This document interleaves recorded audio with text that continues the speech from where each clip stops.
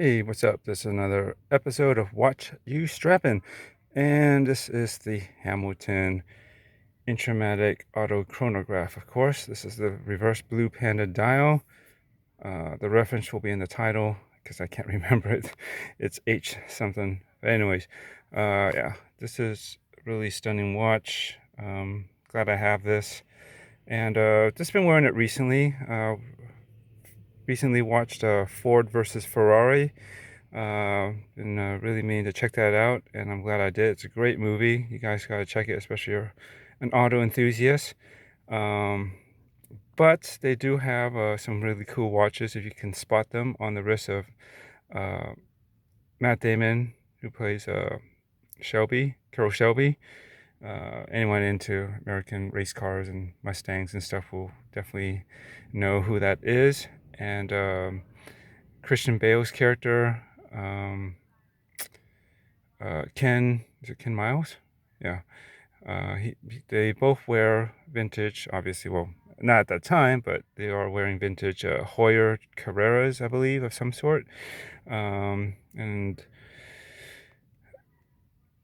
Christian Bale's character has a something that's all black, I think, a black dial version. But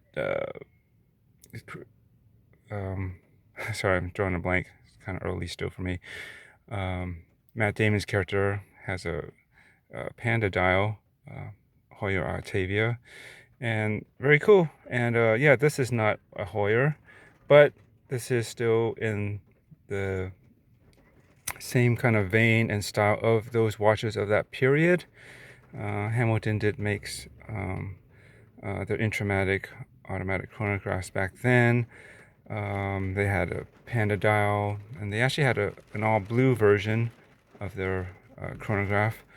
It wasn't panda like this, but anyways, just this vintage 60s-ish era of racing chronographs. Really like that style and that movie. Just seeing it on their wrist and just getting hyped up about the movie, and just got me inspired to wear this a little bit more often recently.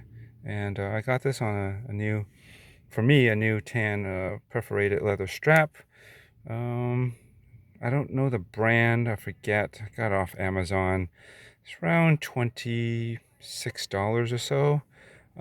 Pretty decent quality. But well, not unlike, but like so many straps though, you know, this last keeper right here, I always find that they tend to make them just a tiny bit larger than the first one.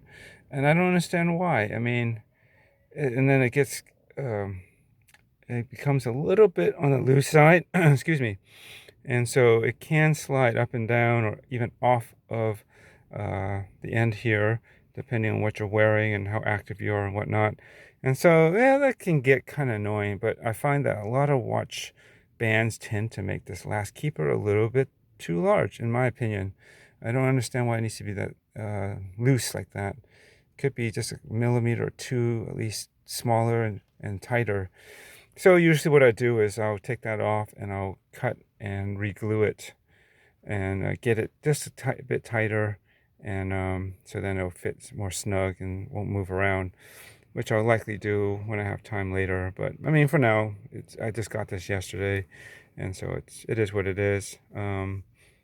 I have a black one, which I think works really well with this watch, actually. In fact, maybe a little bit better. But I like to change it up and add some color and warmth. So that's why I got this tan brown leather one. It could go with a dark brown, but I think the tan leather, something a bit lighter, looks better on this particular model. Because if it was dark brown, it might be too similar to the black one as well. But anyways, oops, the cuff is kind of covering this. But there you go. That's about it. Just wanted to share basically a wristwatch check of the day. Come on, focus. As well as, of course, the strap choice, which is this tan leather rally strap. It's perforated. All right. Anyways, take it easy.